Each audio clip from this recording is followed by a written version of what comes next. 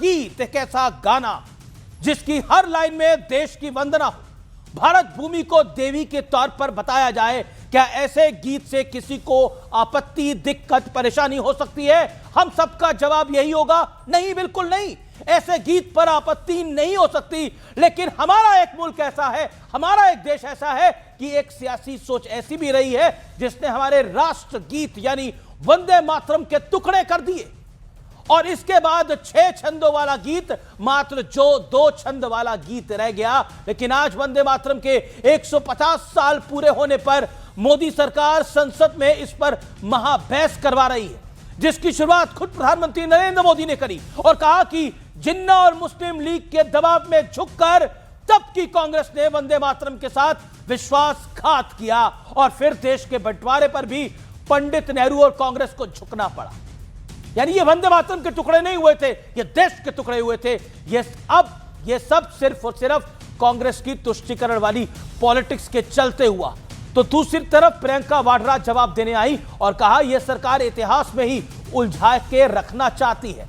लेकिन आज इतने बड़े दिन पर भी राहुल गांधी संसद से गायब थे, जिस पर बीजेपी सवाल उठा रही है। तो आज इन्हीं तमाम मुद्दों पर देश की सबसे बड़ी पॉलिटिकल बहस, मुस्लिम लीग से वफादारी राष्ट्र गीत पर क्यों पड़ी भारी? आप बोलेंगे आज के इस दौर में हम राष्ट्र गीत पर बहस क्यों कर रहे हैं? आज के इस दौर में हमें राष्ट्र गीत पर बहस करनी इसलिए जरूरी है क्योंकि इतिहास की नींव से ही वर्तमान की इमारत खड़ी होती है, और अगर नींव ही कमजोर होगी तो इमारत भरभरा के गिर जाएगी।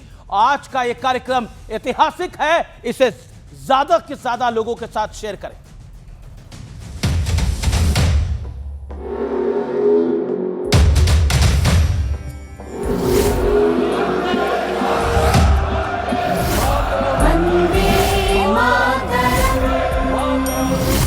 उष्ण शोणित से लिखो, वक्षस्थली को चीर कर वीर का अभिमान है यह शब्द वंदे मातरम।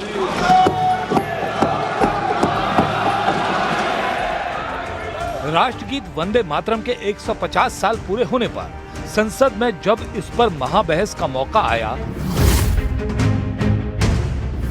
तो प्रधानमंत्री मोदी ने इतिहास के पन्ने खोल खोल कर कांग्रेस पर जोरदार प्रहार किया। कांग्रेस ने मुस्लिम लीग के सामने घुटने टेक दिए। तुष्टीकरण की राजनीति के दबाव में कांग्रेस वंदे मातरम के बंटवारे के लिए झुकी।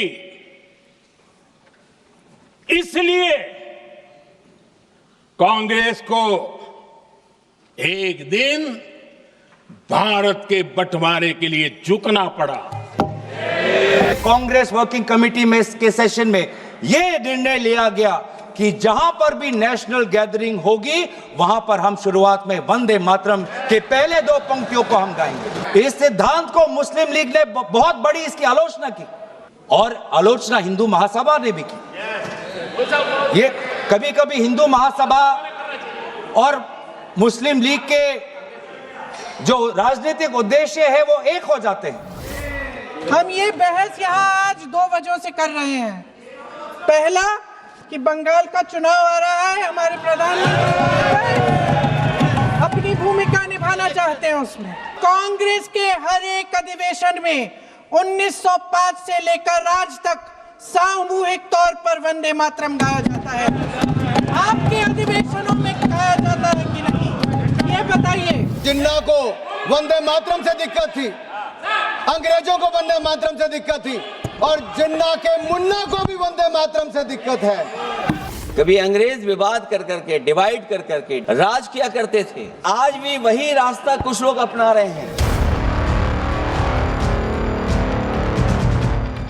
लेकिन चर्चा सिर्फ सदन के भीतर तक सीमित नहीं थी, बाहर का नजारा भी देख लीजिए।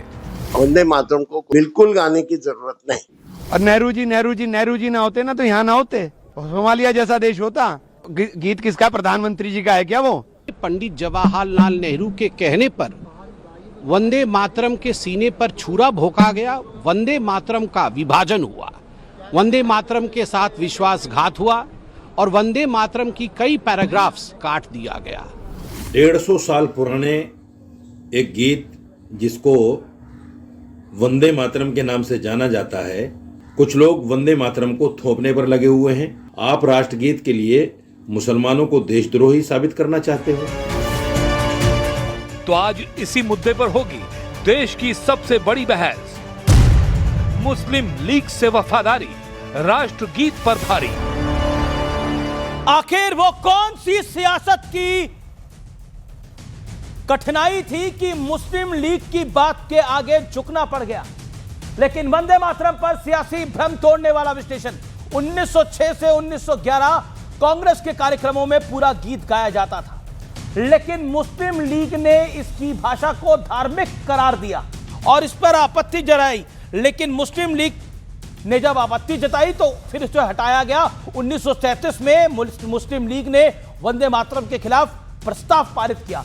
कांग्रेस ने इसे औपचारिक रूप से 2 छंदों वाला रूप में अपनाया, यानी 6 छंद से 2 छंद में आया।